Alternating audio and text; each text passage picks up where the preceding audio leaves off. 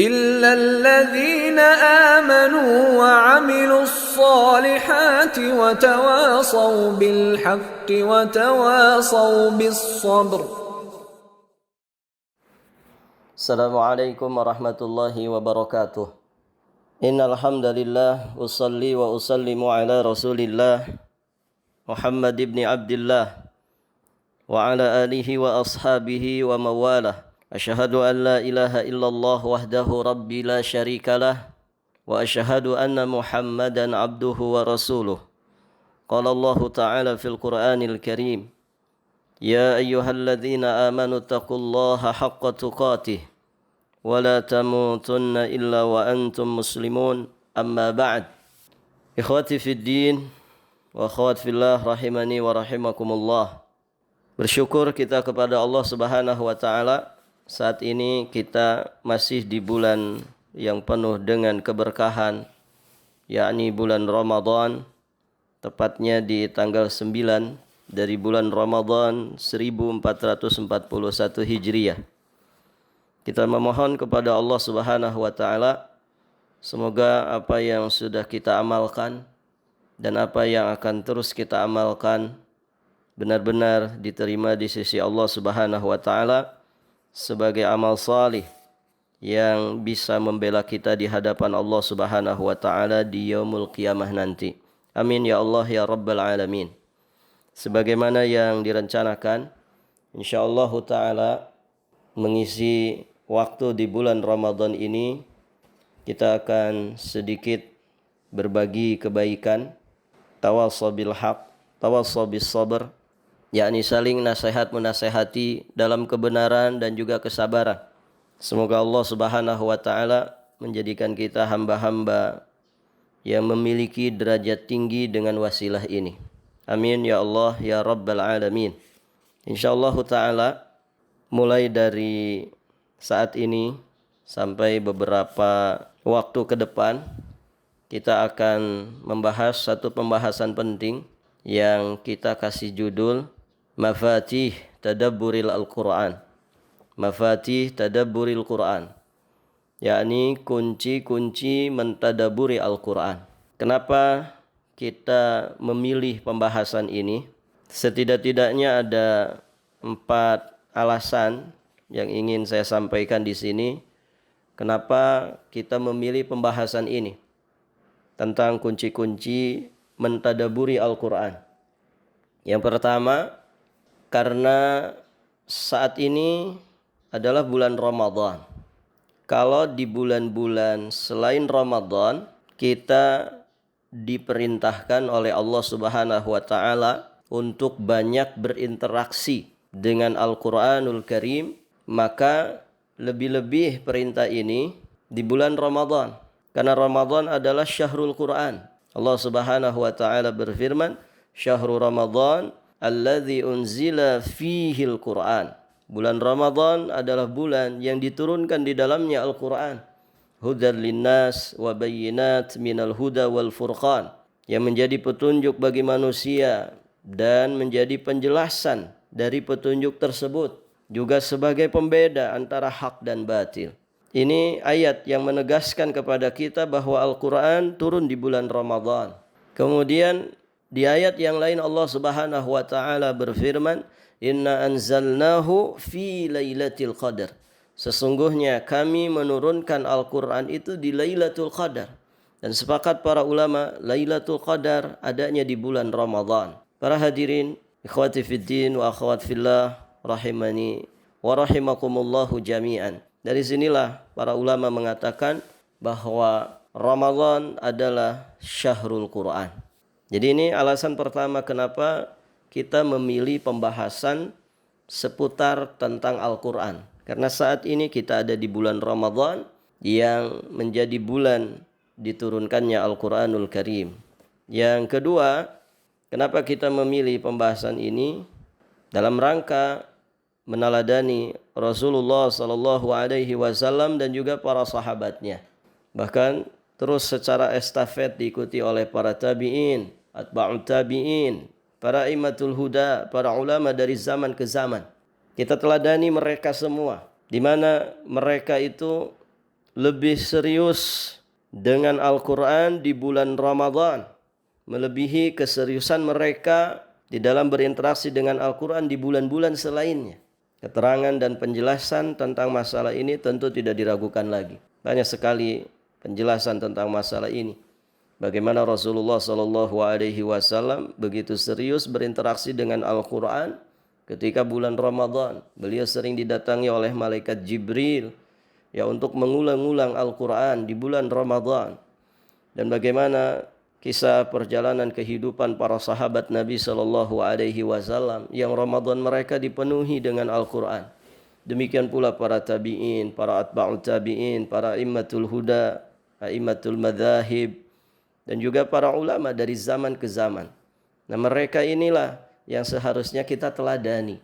Maka kita pun menyibukkan diri kita dengan Al-Quran di bulan Ramadan seperti ini. Kemudian yang ketiga, kenapa kita memilih pembahasan ini? Karena keagungan dan kemuliaan Al-Quran itu sendiri. Terlalu banyak dalil-dalil dari Quran dan juga dari sunnah tentang betapa agungnya Al-Quran ini. Di dalam ayat-ayat Quran, di dalam sunnah Nabi SAW kita akan mendapatkan betapa agungnya, betapa mulianya Al-Quran ini. Al-Quran adalah kalamnya Allah, Al-Munazzal, yang diturunkan kepada Nabi Muhammad SAW. Kalamullah, adalah semulia-mulianya kalam. Fa inna asdaqal hadith kitabullah.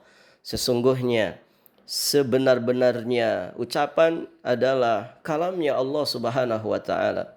Fa inna khairal hadith kitabullah. Sebaik-baik ucapan adalah kalamnya Allah Subhanahu wa ta'ala, yakni kitabullah. Al-Quran juga merupakan jalan menuju Islam, menuju iman, menuju ihsan, dan juga menuju kepada ketakwaan kepada Allah.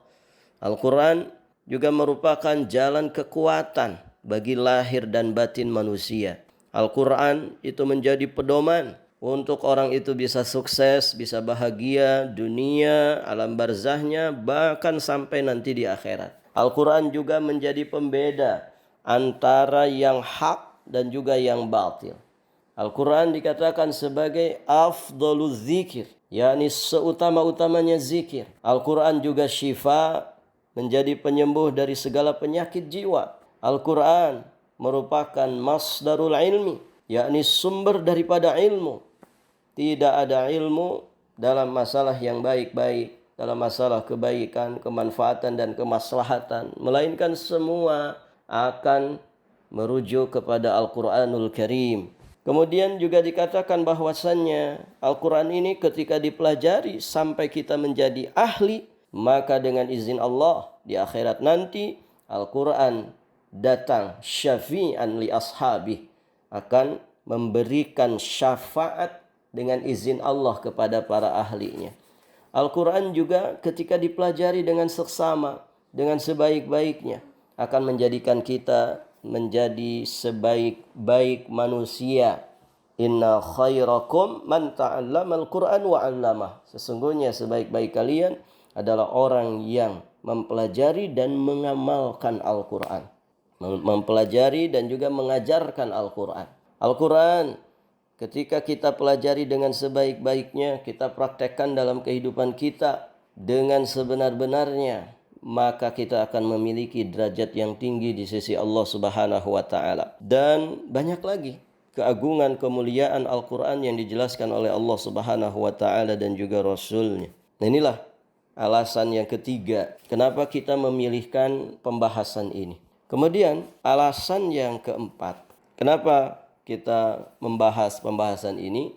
Karena ternyata Al-Quran itu tak sekedar dibaca. Ada di sana perintah Allah yang lebih dalam lagi tentang Al-Quran. Apa itu? Yakni perintah untuk mentadaburi Al-Quran. Perintah ini yang kadang dilalaikan oleh sebagian kaum muslimin. Padahal di dalam Al-Quran Allah Subhanahu wa ta'ala berfirman di surat Shad ayat 29.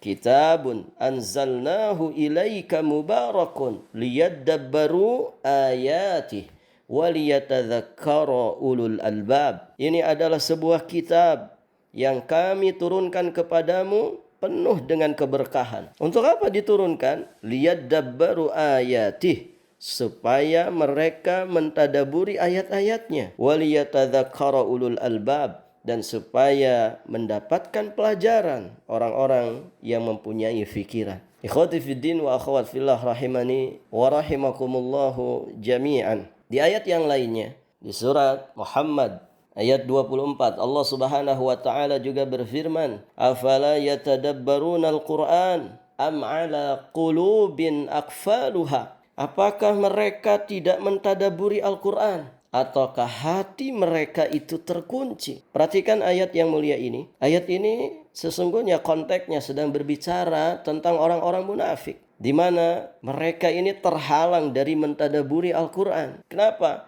Karena hati mereka terkunci.